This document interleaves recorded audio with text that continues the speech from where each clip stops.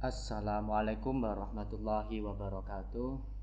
Nah, anakku kelas 3, alhamdulillah kita ketemu lagi dalam keadaan yang sehat walafiat.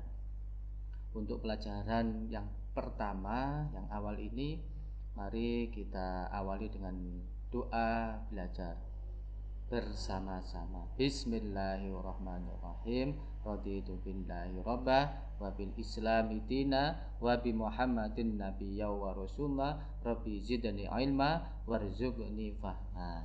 Amin ya rabbal alamin. Anak-anak sekalian, untuk mengawali pelajaran hari ini, pelajaran yaitu Nabi Muhammad SAW adalah panutan kita semuanya. Jadi panutan umat Islam yaitu adalah Nabi Muhammad SAW. Sebelum kita memasuki pembelajaran ini, Nabi Muhammad diutus oleh Allah Subhanahu wa taala ke dunia ini adalah untuk menyempurnakan akhlak manusia. Jadi akhlak manusia itu belum sempurna, kemudian oleh Allah mengutus Nabi Muhammad untuk menyempurnakan. Bagaimana cara menyempurnakan? Yaitu Nabi Muhammad SAW adalah akhlak manusia yang wujud yang paling sempurna. Maka kita kalau ingin akhlak kita sempurna, maka kita harus menyontoh akhlak Nabi Muhammad SAW. Nah, sebelum kita masuki berikutnya, kita mencermati gambar yang ada di depan ini. Ada 4 gambar. Gambar 1, gambar 2, gambar 3, dan gambar 4. Nah, dari gambar 1, 2, 3, dan 4, anak-anak sekalian untuk mencermati, mengamati kira-kira gambar 1 itu gamar apa, gambar 2 itu gambar apa, gambar 3 itu gambar apa, dan gambar yang keempat itu adalah gambar yang apa. Nah, nanti anak-anak sekalian bisa melihat itu sejenak. Saya kasih waktu 5 menit, tidak lama ya. Jadi 5 menit. Gambar 1 itu menceritakan tentang apa, kemudian gambar 2 menceritakan tentang apa, yang ketiga menceritakan tentang apa, yang keempat gambar yang menceritakan tentang apa. Kami persilahkan.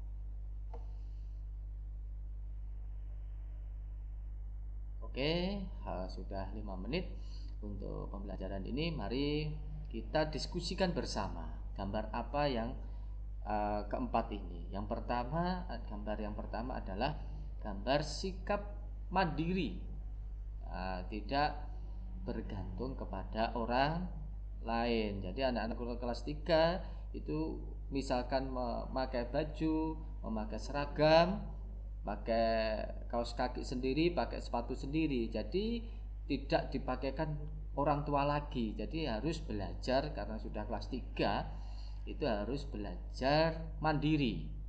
Gitu. Gambar yang kedua yaitu belajar berjalan sendiri, berangkat sekolah sendiri. Kalau sekarang di SD Baluwerti 1 itu belajarnya sekolahnya karena di kota banyak kendaraan bermotor, maka orang tua tidak tega untuk membiarkan anaknya untuk berangkat sendiri, maka diantar. Nah, kalaupun tidak, misalkan orang tua repot, maka anak-anak ya tidak boleh bolos. Kenapa tidak sekolah? Karena tidak diantar oleh bapak atau tidak diantar oleh ibu. Tidak boleh, harus belajar, harus berangkat sendiri. Berjalan dengan hati-hati di pinggir, seperti itu. Tidak boleh bolos karena tidak ada yang mengantar. Terus lanjut ke gambar yang ketiga. Gambar ketiga itu adalah gambar waktu memulai akan pelajaran, yaitu menyanyikan Indonesia Raya dan sebagainya, yang dipimpin oleh ketua kelas ataupun secara bergilir. Dan itu semuanya harus berani, anak-anak semuanya. Kalau berani harus pede, bertanggung jawab, tidak boleh bergurau. Tidak boleh kalau ada temannya yang salah ditertawakan, itu tidak boleh. Maka semuanya harus pede, percaya diri.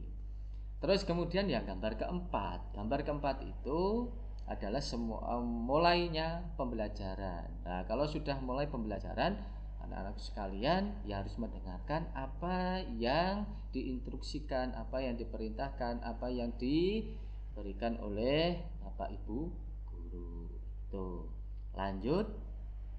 Nah, apa sih pengertian percaya diri? Pengertian percaya diri yaitu percaya dengan kemampuan diri sendiri atau bisa dikatakan mandiri, tidak menggantungkan kepada bantuan orang lain. Jadi tidak butuh dengan bantuan orang lain. Tetapi percaya diri ini bukan katakan orang yang sombong, bukan. Tetapi percaya diri ini adalah percaya dengan kemampuan diri sendiri. Percaya tidak menggantungkan kepada orang lain, bukan dikatakan sombong, bukan diartikan dalam ini adalah sombong. Nah, percaya diri ini juga bisa disebut dengan optimis. Optimis itu percaya diri itu. Sama, optimis juga percaya diri itu. Nah, jadi orang yang optimis berarti orang yang percaya diri. Nah, kebalikan percaya diri adalah rendah diri yang artinya minder. Orang yang minder atau tidak percaya diri akan tertinggal. Kenapa? Ya disuruh ini tidak mau, melakukan ini tidak mau karena minder, karena tidak mau melakukan apapun. Kalau tidak melakukan apapun berarti ya ketinggalan. Gitu. Nah, minder merupakan penyakit yang harus diobati, penyakit jiwa, bukan sakit jiwa gila, itu bukan. Tetapi karena jiwanya itu sakit, nah, jiwanya sakit itu bukan sakit batuk ya. Kalau sakit batuk itu adalah raganya yang sakit. Kalau jiwanya yang sakit itu ya nggak ketahuan, nggak terlihat oleh mata, tapi kasat mata. Nah, maka itu harus diobati dengan cara apa? Dengan cara ya belajar, eh, dengan percaya diri. Sedikit demi sedikit akan bisa terobati. Nah, minder ini disebabkan karena apa? Karena kurangnya pengetahuan dan pergaulan sesama teman. Nah, karena kurangnya minimnya pengetahuan, maka dia nggak mau. Saya nggak, takut nggak bisa karena tidak belajar, karena saya tidak hafal, maka disuruh maju tidak mau dan sebagainya. Nah, itu penyebab, salah satu penyebab orang minder. Yang kedua adalah kurangnya pergaulan sesama teman. Jadi dia selalu menyendiri terus, tidak mau bergaul dengan teman-temannya. Kalau tidak mau bergaul dengan teman-temannya, maka apa yang akan kita lakukan dengan teman-temannya? Nah, maka dia menyendiri terus, akhirnya kurang pergaulan atau kuper gitu. Lanjut. Nah, sikap percaya diri Nabi Muhammad Sallallahu Alaihi Wasallam. Apa itu sikap percaya diri Nabi Muhammad? Nabi Muhammad selalu bersikap percaya diri dalam menghadapi semua dalam kehidupannya. Walaupun Nabi Muhammad itu dulunya masih baru lahir saja sudah ditinggal ayahnya, meninggal ayahnya waktu di kandungan. Nah, maka Nabi Muhammad lahir itu sudah keadaan yatim. Nah, dengan keadaan yatim maka sudah tidak punya ayah. Nah, kalau tidak punya ayah biasanya anak-anak itu akan minder. Tetapi Nabi Muhammad ini tidak minder, dia tetap percaya diri. Maka pantaslah Nabi Muhammad itu bisa sukses di dunia dan di akhirat. Sukses dia menjadi nabi, pernah jadi, mulai dari karirnya nol, dia jadi penggembala kambing, berdagang, kemudian jadi panglima perang, kemudian jadi presiden. Panutan umat di dunia maupun di akhirat itu adalah Nabi Muhammad. Nah, maka kita harus selalu mencontoh apa yang dilakukan oleh Nabi Muhammad.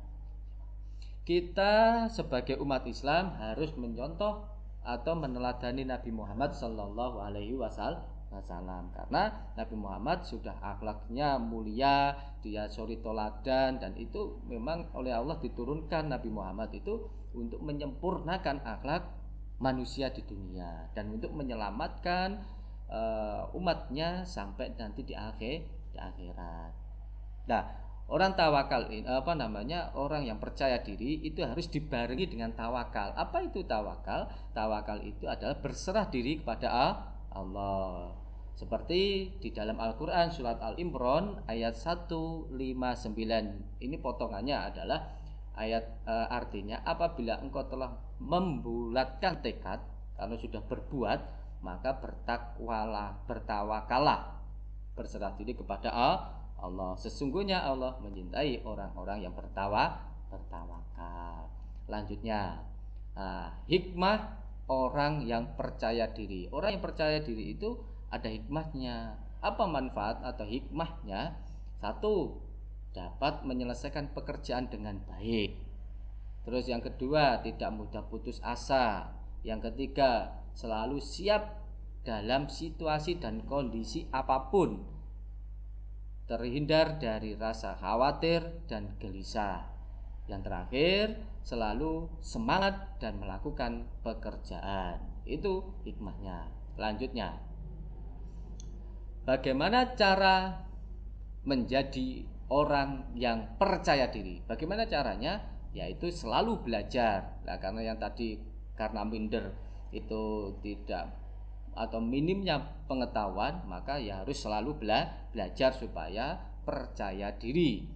Terus yang kedua, yakin pada diri sendiri bisa melakukan pekerjaannya.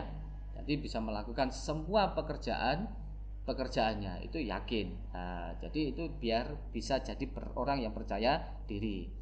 Terus yang ketiga, tidak malu bertanya bila belum bisa atau belum mengerti. Kalau belum bisa harus bertanya, jangan malu. Kalau malu bertanya maka sesat di jalan. Nah, maka seperti itu ya. Selanjutnya, supaya menjadi orang yang percaya diri, bersikap tenang. Orang yang percaya diri pasti sikapnya tenang, tidak gerusa-gerusu gitu ya, tidak gelisah. Maka dalam menghadapi setiap masalah dia tenang. Nah, orang yang tenang pasti akan mendapatkan solusi-solusi yang baik. Itu kalau berbeda dengan orang yang tidak tenang, ya itu. Selanjutnya ini ya, kita bernyanyi dulu supaya ya tidak terlalu tegang ya. Bernyanyi dengan nada yaitu anak-anak dua mata saya. Tahu kan anak-anak semuanya? Dua mata saya lagunya. Ya. Oke, kita nyanyi bersama-sama ya. Untuk nadanya, nada lagunya dua mata saya. Tapi diganti liriknya, yaitu liriknya di sini. 1, 2, 3. Sikap percaya diri, banyak teman-teman, yakin dalam hati, teguh pendirian. Sikap percaya diri banyak manfaatnya, bentuk pribadi kuat jiwa raga. Nah, seperti itu ya, supaya nggak terlalu tegang, kita nyanyi dulu. Oke ya. Selanjutnya, ini tugas ya, nanti setelah ini anak-anak sekalian mengamati. Ini amatilah dan ceritakan, nanti diceritakan gambar berikut ini di depan kelas. Jadi diamati di depan setelah mencermati gambar apa ini, terus kemudian diceritakan dua gambar ini. Yang kedua, apa yang kamu lakukan apabila guru menyuruh menjelaskan maksud apa sebuah gambar. Nah, nanti anak-anak sekalian setelah mencermati gambar itu, kemudian menceritakan satu persatu di depan kelas. Siap ya? Oke, mari kita kerjakan. Nanti Pak Gus akan beri waktu 10 menit. 10 menit dari sekarang. Oke, silahkan mengerjakan.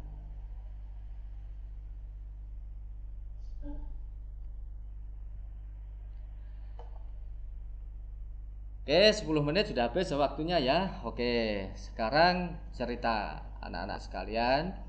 mulai dari nomor absen 1. Nanti kita acak ya. Yang pertama kita nomor absen 1 dulu. Silahkan maju. Tapi yang lain mendengarkan, tidak boleh rame, nggak boleh rame. Nanti apabila ada yang kurang benar, kurang pas, jangan ditertawakan. Semua ini kita harus belajar. Tidak ada yang paling benar, tidak ada yang salah. Semuanya belajar bersama-sama. Oke. Sudah dilanjut. Nah, dilanjut tugas di rumah. Nanti setelah ini pelajaran ini ada tugas di rumah. Tugas di rumah nanti panjenengan anak-anak sekalian mengisi ini di buku paket halaman 4. Paket halaman 4. Oke. Lanjut. Ya, sekian dulu dari Pak Agus. Apabila ada kekurangan, mohon maaf. Yang sebesar-besarnya mari kita tutup dengan bacaan doa penutup majelis. Subhanakallahumma wa bihamdik asyhadu an la ilaha illa anta astaghfiruka wa atubu ilaik. Sekian, assalamualaikum warahmatullahi wabarakatuh.